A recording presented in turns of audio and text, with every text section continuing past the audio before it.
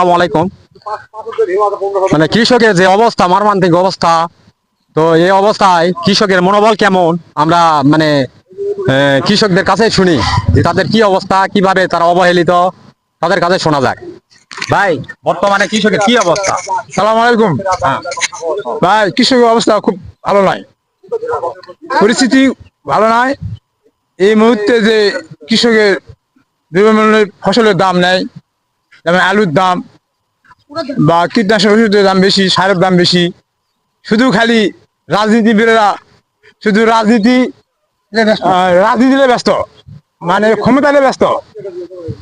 কিন্তু কৃষকের যে পরিস্থিতি ভালো নয়, এই জিনিসটা কোনো রাজনীতিবিদই বলে না, ভাবে না, চিন্তা ভাবনা করে না যে কৃষক কিভাবে আছে, কিভাবে চলছে।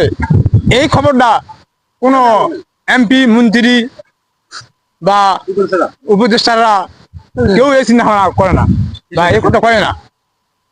ভাই, শুধু খালি জামাত, বিএনপি, আওয়ামী লীগ, এই রাজনীতি, এরাই পাগল হয়ে গেছে।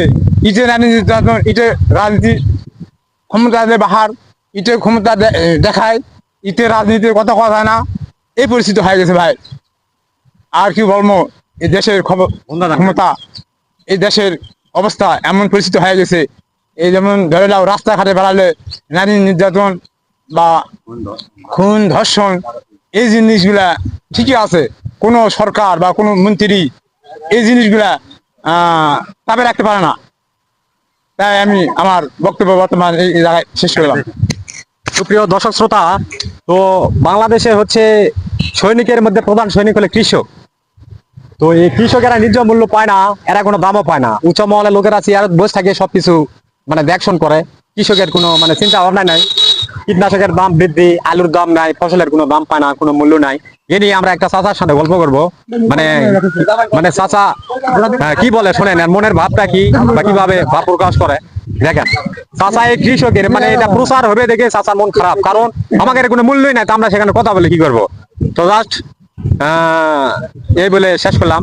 যদিও বা আমাদের কৃষকের কোনো ইয়া থাকে, আপনারা সুদৃষ্টি মানে দৃষ্টিভঙ্গিতে আপনারা দেখবেন কৃষকের দিকে।